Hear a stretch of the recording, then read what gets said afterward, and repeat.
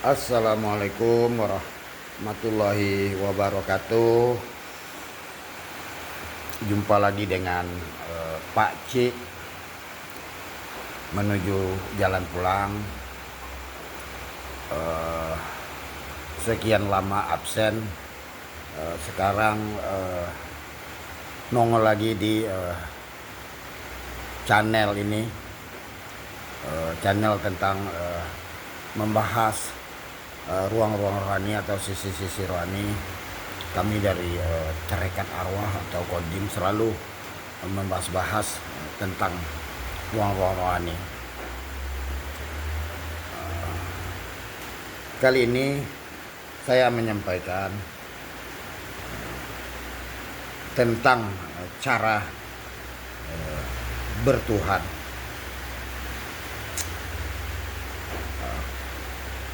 Kalau saya perhatikan atau saya mendengar di mana-mana, di medsos ataupun di mana-mana, begitu fasihnya mengucapkan Allah,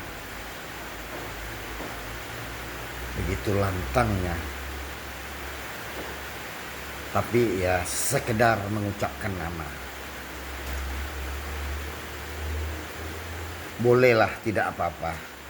Tapi semuanya, mayoritas itu orang terfokus bahwa Allah itu goib, maha goib. Mindsetnya selalu terfokus ke maha yang metafisika atau maha yang tak bisa dibayangkan atau laisah kamitslihi syai'un. Sudah jelas tidak bisa dibayangkan, tidak bisa kita hayal-hayalkan, tapi tetap dia membahas yang tidak bisa dibayangkan. Dipikirkan aja tidak bisa. Disinilah sekarang permasalahannya terjadi. Mana bisa bertuhan langsung, kita langsung ke yang maha tertinggi atau yang laisa kamitslihi syai'un. Sudah jelas laisa kamitslihi syai'un, tidak serupa apapun, tidak bisa dibayang-bayang, tidak serupa makhluk. Tapi tetap itu. Sementara di ayat lain ada dia ingin dikenal. Makanya kita diciptakan. Oke, sebetulnya kita nggak usah membahas yang laisa kamitslihi syai'un, terlalu tinggi, nggak terjangkau. Akhirnya menghayal, kita menciptakan atau berangan-angan atau menduga-duga. Lebih baik kita cari dulu, seperti Allah yang di bumi, yang disebut ada Tuhan di langit, ada Tuhan di bumi. Bukan berarti Tuhan itu dua. Ada yang zahir, ada yang batin. Dia awal, dia akhir. Ini seolah-olah tidak akan pernah ketemu, bertolak belakang. Tapi ada juga yang mengatakan dirinya kami berlapis.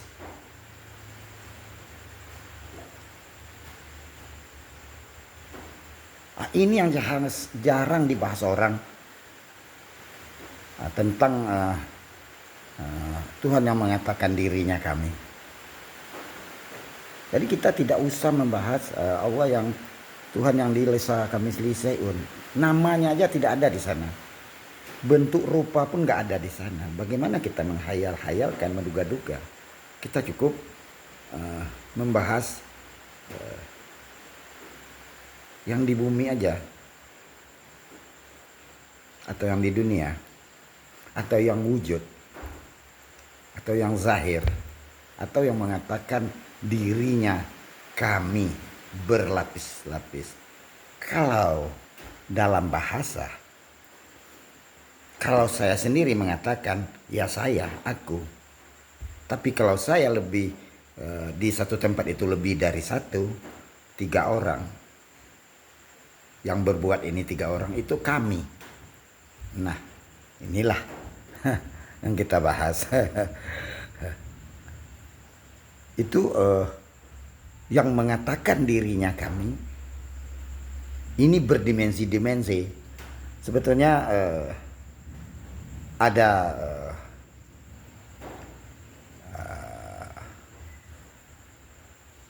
apa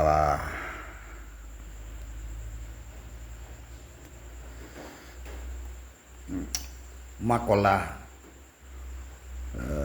ketua kami, apapun yang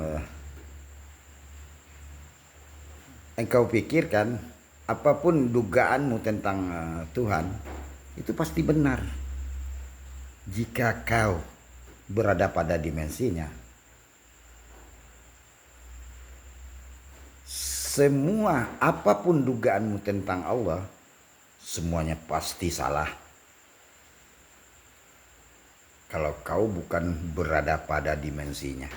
Nah, ini berarti nur yang berlapis-lapis, atau nur ala nur.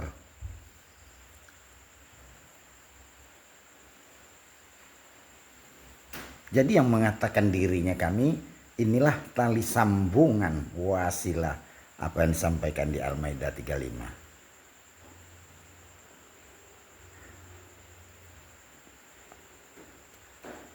Artinya channel Allah di alam dunia, karena Allah tidak memasuki alam dunia. Yang masuk di alam dunia adalah nurnya atau sifat wujudnya, sifatnya, bukan Allahnya. Yang wujud itu bukan Allah, tapi sifatnya atau nurnya atau utusan atau kekasihnya, mewujud di utusan atau kekasihnya.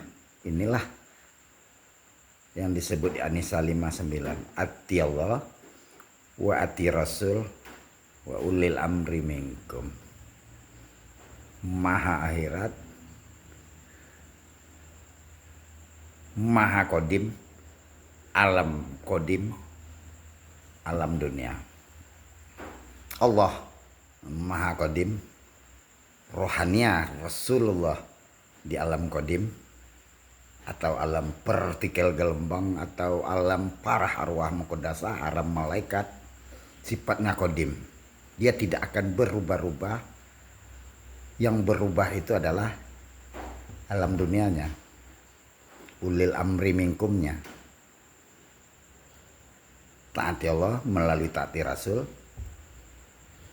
ulil amri minkum. Di situ tidak ada menaati ulil amri minkum, orang yang dikuasakan di antaramu. Yang mengatakan dirinya kami ini itulah yang berbicara Allah. Pada 1400 tahun yang lalu yang berbicara itu Allah, tapi memakai corong dan mulut Nabi Muhammad.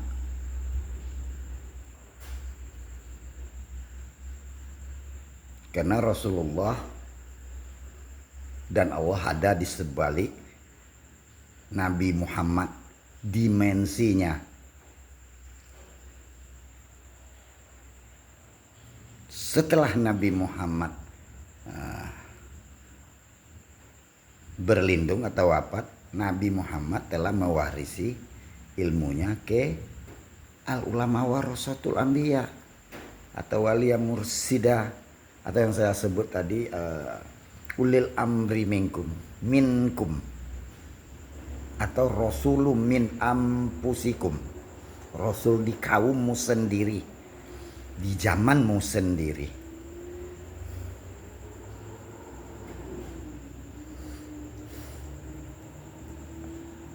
Yunus 4774, setiap umat itu mempunyai rasul, tapi di akhir zaman tidak lagi disebut rasul. Yang tamat itu yang khataman anbiya, nabi, hataman Rasul tidak ada. Kita sekarang memahaminya, memahami inilah yang banyak kita keliru. Kita anggap Nabi Muhammad dengan Rasulullah Muhammad itu satu, bukan. Rasulullah itu adalah nurnya Allah yang menghampiri alam dunia. Sambungan Rasulullah ini akan masuk ke seorang manusia ulil amri minkum yang sudah dibersihkan rohanianya oleh Allah, orang-orang suci. Dia Rasulullah ada di sebalik orang itu. Dialah yang akan membacakan kitab-kitab sama kita.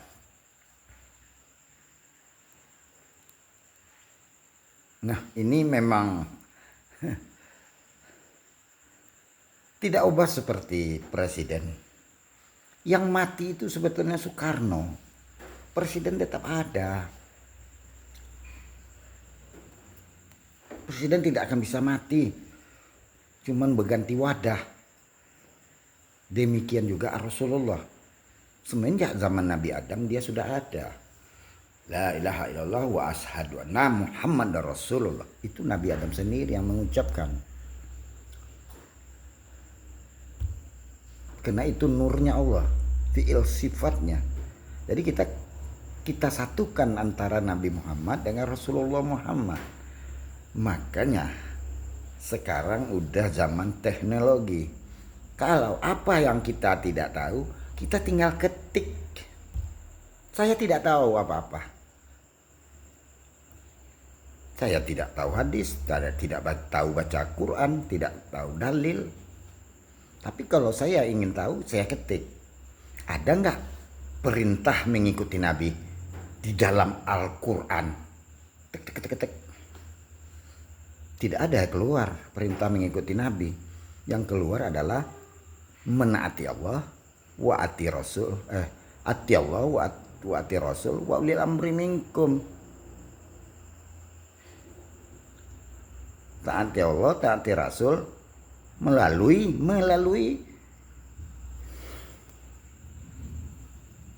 ulil amri minkum, wadahnya di manusia yang bisa kita temui di dunia, yang satu dimensi dengan kita. Manusia inilah pembawa tali sambungan, yang satu ujungnya sama Allah, yang satu ujungnya lagi sama kekasihnya, mewakili Allah di alam dunia. Kita tidak akan bisa mengenali Allah yang laisa kamitslihi syai'un. Kalau untuk mengenali Allah, kenali utusannya. Apa yang disampaikan utusannya itu adalah dari Allah. Contoh aja, seorang presiden datang ke tempatmu, akan mengadakan acara, entah apalah, udah disambut dengan rame, dengan pejabat-pejabat tinggi, udah disediakan tempatnya, podiumnya. Setelah sampai di sana, Bapak Presiden disilakan naik. Tahu presiden nggak bisa hadir. Yang hadir saat itu adalah utusannya atau wakilnya di depan kita. Apapun yang disampaikan wakilnya atau utusan presiden itu sama halnya apa yang disampaikan presiden. Nah, itu analognya. Biar kita, agama itu ilmiah, ilmiun wa amaliyun kata Nabi. Ilmiah dan sangat bisa dibuktikan. Dibuktikan itu berarti bukan cerita. Kalau kita membaca dalil hadis, cerita imam ini, cerita imam itu, dia perjalanan rohaninya yang dituangkan dalam sebuah buku. Kita baca pakai akal, tidak akan kita temukan. Karena Al-Quran itu berlapis-lapis, berdimensi-dimensi, banyak bahasa kias dan perumpamaan. Jadi bahasa dimensional tidak bisa dibaca dengan akal, tidak akan kita temukan. Hanya sebatas fiksi aja, cerita aja yang kita tahu. Makanya sebaiknya kita memahami iman itu, karena iman itu adalah nur. Al-Quran itu adalah nur, termasuk dirimu sendiri adalah nur. Billahi anta masudi wa ridho kamalubi. Assalamualaikum warahmatullahi wabarakatuh.